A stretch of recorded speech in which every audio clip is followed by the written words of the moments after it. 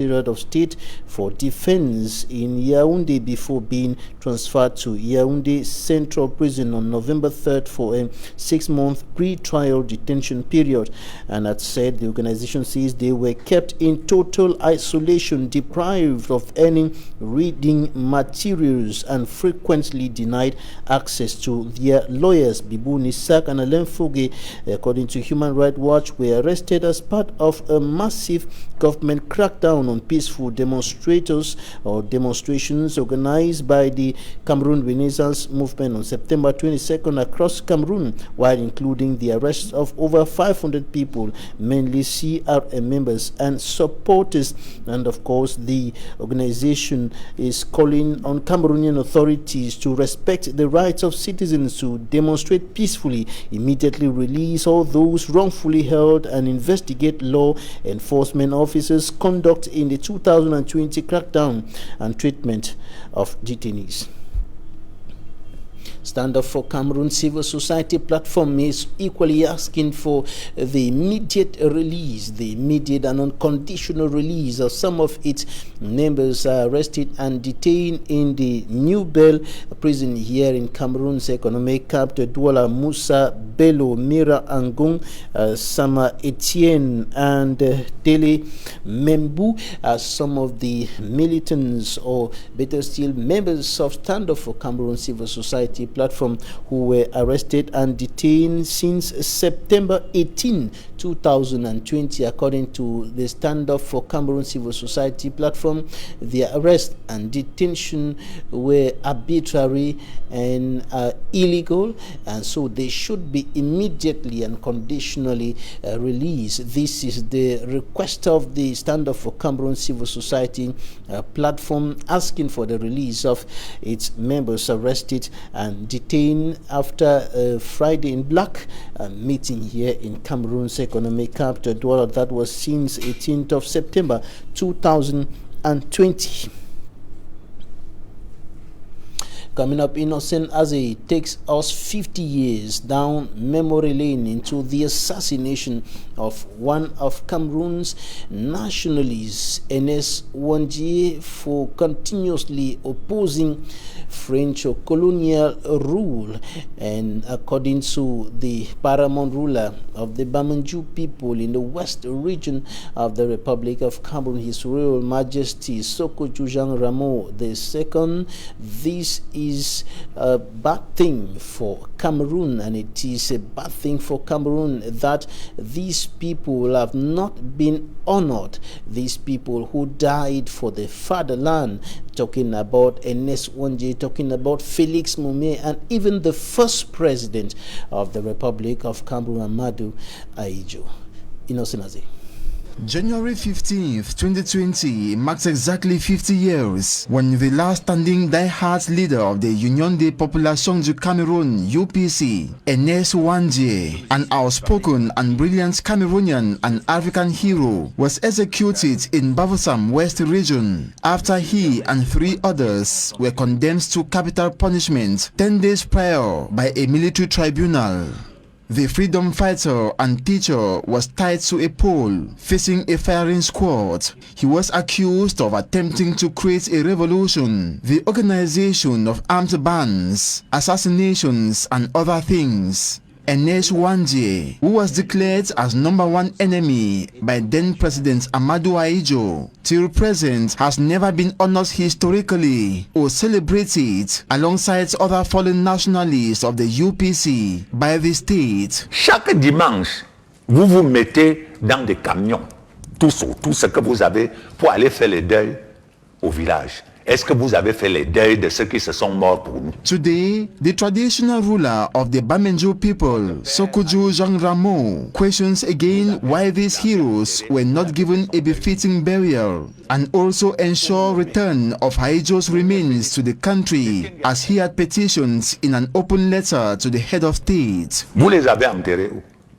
Est-ce qu'il ne peut pas, ceci ne peut pas être à l'origine de nos malheurs? To him, this could be reason why the country is plagued by so many crises and misfortunes. Même le pouvoir, il faut faire quelque chose en mémoire de ceux-là comme dans tous les autres pays du monde. Ernest Wandier became UPC member in 1948 and was elected 4 years later as vice president. His UPC had in April and May 1955 held a series of militant meetings, circulated pamphlets and organized strikes to free Cameroon from colonial rule. An armed revolution broke out in Cameroon with the UPC nationalist rebels conducting a fierce struggle against the French, who fought back equally ruthlessly, resulting to most of the UPC leaders seeking refuge in swamps and forests. Ernest Wandier had taken refuge in Kumba in 1956 but was later deported to Khartoum, Sudan, upon pressure from the French and later to other African countries. After Cameroon gained independence in 1960, UPC rebels, who had been fighting the French colonial government, continued to fight the government of President Amadou Ahidjo, whom they considered to be puppets of the French. This was met with what was known as pacification campaign in the Bamileke territory, some areas in the center and littoral regions, resulting to many deaths. Ernest Wandier was arrested in August 1970 during last battalion of the UPC. On January 15, 1971, he was shot by a death squad in the market in Bafoussam. A day that was historic in Bafoussam as the populations were forced to witness the execution of their leader. Ils ont été fusillés le 15 janvier 1971. Ils étaient 3. Police officers used tear gas today to disperse angry business persons or traders at the Ndokpasi market in the Douala 3 subdivision. The traders were standing against the demolition of their makeshift shelves, and these shelves have been destroyed by council authorities on grounds that they were established at the wrong places, at unauthorized places. And today the destruction provoked a standoff between the traders and forces of law and order in that market, and some houses have equally been marked for demolition, and the people are decrying what they qualify as forceful eviction without any solution to their plight. Smanjik and Gabriel has more. Tear gas ready to be used, and security forces set to intervene should the population retaliate.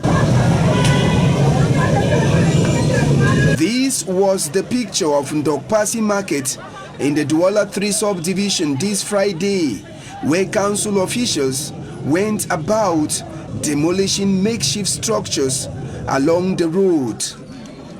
Many only came to discover their stores broken and struggled to secure their properties. The traders say they were not informed about the destruction. We have had problems with a common initiative group that came to develop the market in partnership with the council. They came and destroyed 75 meters at first, promising to create a market which was on state land. After destroying it, they started work which has not finished till date. The second stage, which also started, has been delayed for 2 years now. Ils ont construit une première partie qui n'ont même pas encore fini. Ils sont encore à la deuxième partie qui est en train de traîner depuis environ 2 ans. Apart from the makeshift stores destroyed by council officials, some houses were marked for onward demolition and the owners contest. They claim that everyone will leave when our kids have gone to school. When they return, where will they stay? It's not everyone who has the power and money to construct new houses. They say stealing is not good, but they are encouraging it because destroying our houses is sending some of us to go and steal and ladies into prostitution.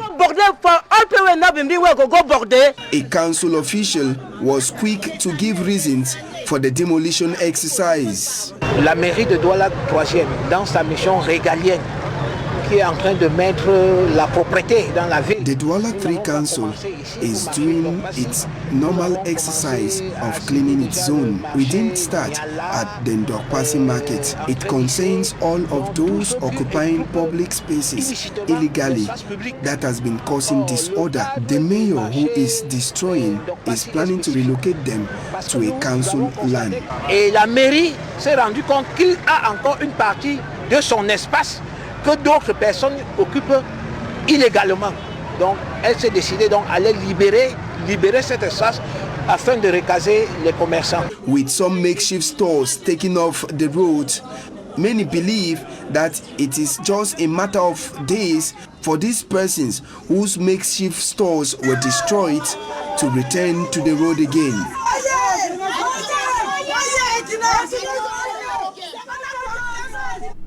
According to council authorities, the destruction of the makeshift sheds is to fight against urban disorder around the Ndokpasi market in the Douala 3 subdivision. Now to the southwest regional chief town, Boya. Several persons are now homeless as a result of a fire incident, and of course the home or the house was burnt earlier today at Campaign Street or Street 7, Boya subdivision. Witnesses of the fire incident said that the fire began from an electrical cable before continuing into the house, and of course it consumed the entire house. The population of Street 7 that came out to put out the flames were also handicapped because for several days they have gone without water.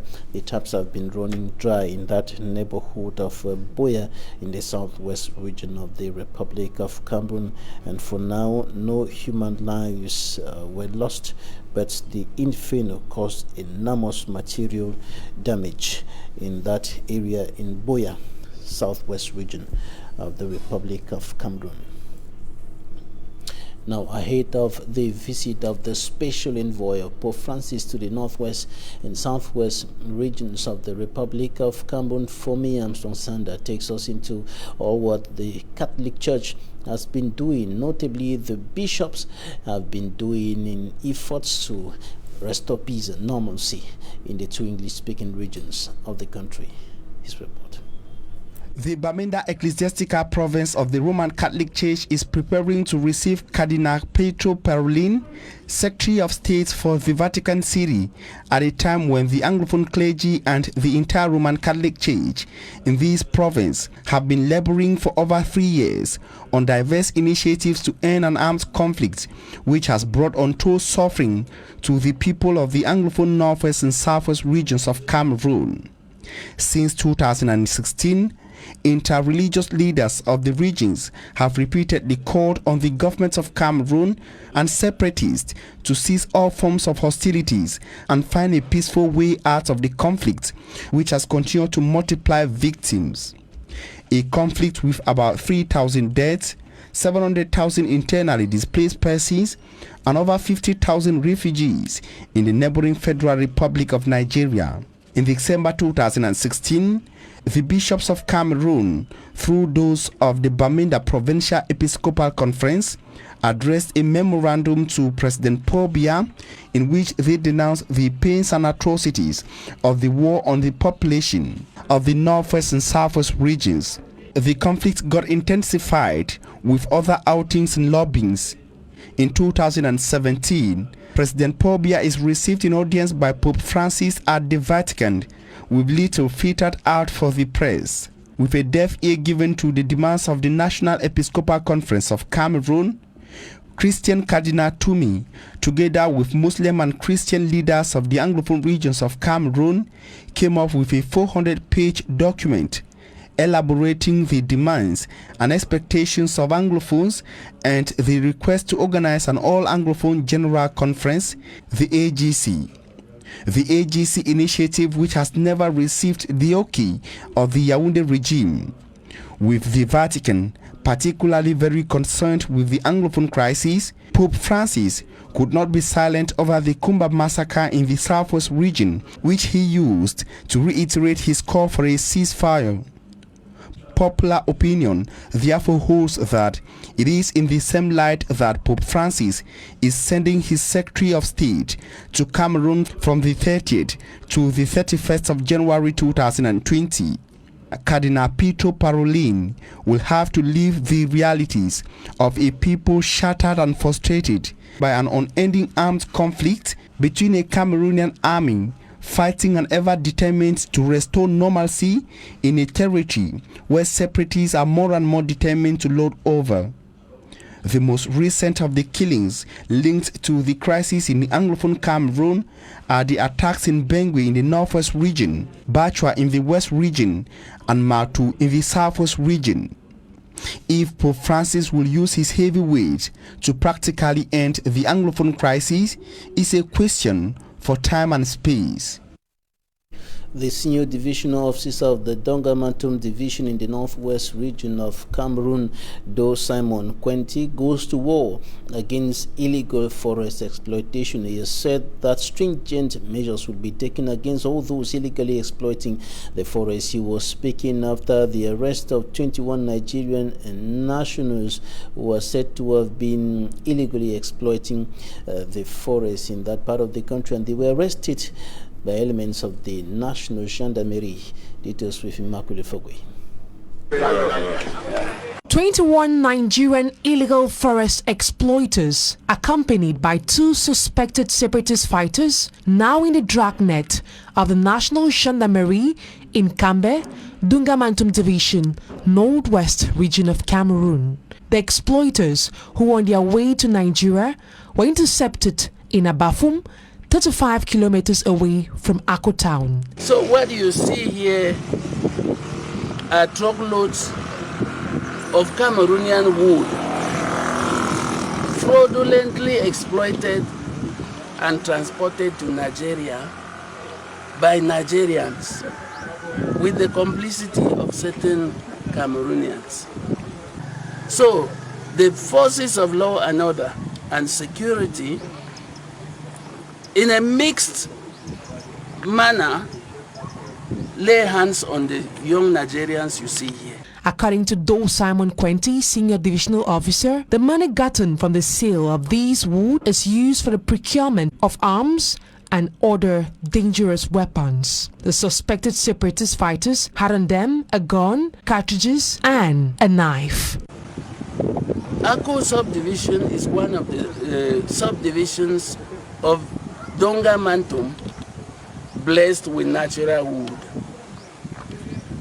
Akko still has the virgin woods that do not exist in other parts of Cameroon.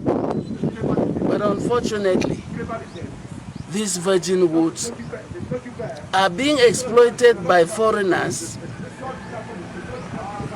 sponsored sometimes by armed groups who wish to collect money therefrom and continue to buy weapons and terrorize the people and their properties. He went ahead to warn all those who are illegally exploiting their forest, promising them that justice must prevail. We want to say here and now that whoever tries to help in the dilapidation of our forests again will face the law, just as these guys are facing the law.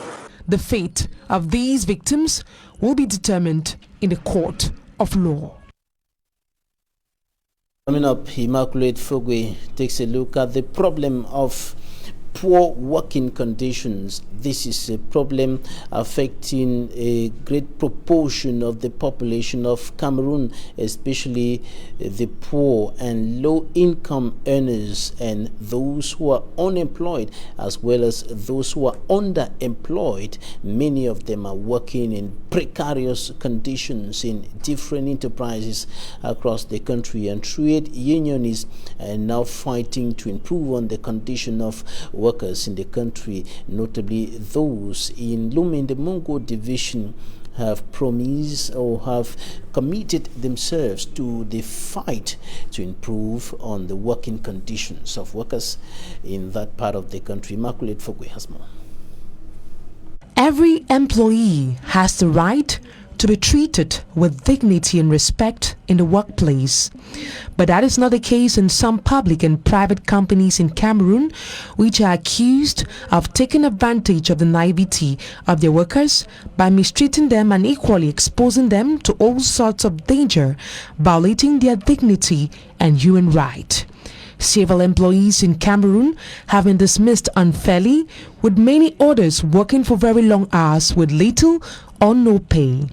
Faced with these challenges, members of the Workers' Trade Union in Lum, Mungo Division of the Lithra region are holding a meeting has as aim to bring up ideas that can ameliorate the working conditions of employees in their area. Le rôle du syndicat, the role of the syndicate is to protect and defend the rights of employees.